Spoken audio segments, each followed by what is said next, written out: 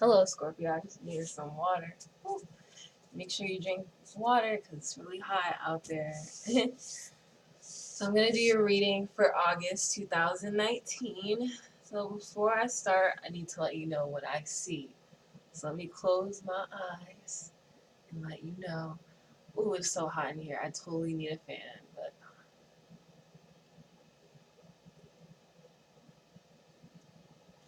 I see a giant X. Whatever that means. Once again, everyone's getting this stupid card. It's not stupid. I'm just tired of seeing it. Jeez Louise. Okay, that's different. Okay, that's different. I'm totally getting a fan after this. It's so high in here. Okay. Some of y'all fighting it out in an educational program. And I'm not just saying that because I'm in an educational program, but because Oshala, aka Obatala, deals in the realm of academia, okay, and education. I make the rules. Some of y'all are trying to get some education, maybe a certificate. If school's not really your thing like that, or you know exactly what you want to do, some of y'all are getting your PhDs, MDs, JDs, whatever, DA, whatever you're getting. Something in the realm of academics. Okay. Somebody is hurting everybody's heart because this card is also coming up a lot. Okay. You might be well respected amongst your peers in academia or whatever your setting is. If you're not in school at all and you're like, I'm not in school, that's fine. Then whatever your field is, a lot of people look to you. You might be like, I want to be a mentor. Everybody's getting the Ten of Swords, too. What's going on? Oh my gosh, you got a lot of swords cards. You might be dealing with a air sign.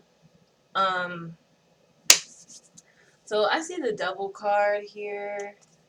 Um, and I think this and Obatala and the Man, those are all your major arcanas. Okay. So the reason I said like you might be in the sphere of some type of academic thing, you might be in academia because Obatala is like in charge of academia, reasoning, logic, philosophy. But if not, then I think this has something to do with whatever your focus discipline is. And if you don't know what that is, I think this is the month where you need to figure that out. The Man card. So I feel like you will be starting off strong if you're starting your fall semester. You're definitely going to be starting off strong. You're going to be the star of your class. Um, if you're starting a new job or something, or you're just going to feel like this month it feels a little bit better than any other month. It feels like you're really honing in on your potential, and for some of you, what you really want to do, because not everyone knows what they want to do, and that's fine. And the Devil card is here. Now, what the heck? It was going so well, and then the Devil card came, and I just have this feeling that some of y'all might be working too hard and you're not taking the time to rest, pay bills, clean up. That stuff is important because if you don't do it, it's going to increase your anxiety. Trust me, I don't like to pay bills. I don't think any student likes to pay bills knowing that their income is diddly squat. But, you know, if you don't do things on time like that, it will just add interest. If you don't clean your room, it will only get messier and so forth. I know, like sometimes you don't want to like go away from your grind. You're losing money, you're losing study time, whatever it is. But you know, if your place is not clean or you're not taking care of yourself, everything else will suffer in time because it's a domino effect. Okay, and then also, there's some kind of like there's some kind of drama going on, and it's going to go on in some kind of substantial order, which is very disturbing. But like all of the swords cards are here. I don't know what to tell you. So we're going to start with the Six of Swords. I'm going to tell you the story that I see. So with the Six of Swords, I see like you've moved on from some type of big drama, big issue. Maybe your last semester wasn't so hot, but you feel like you've crossed that bridge. You've learned how to learn. You've learned something. Some of y'all are moving, going somewhere else, something, some big change from where you were before. However, the next part of the story is the Seven of Swords. There is somebody who wants to hold you back. There is somebody who doesn't support your growth. There's someone who is talking behind your back.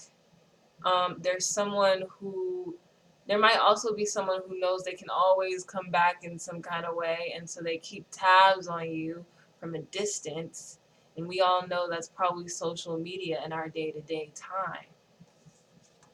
Then, guess what? You have the Eight of Swords. I'm telling you, it goes in order. It's wild.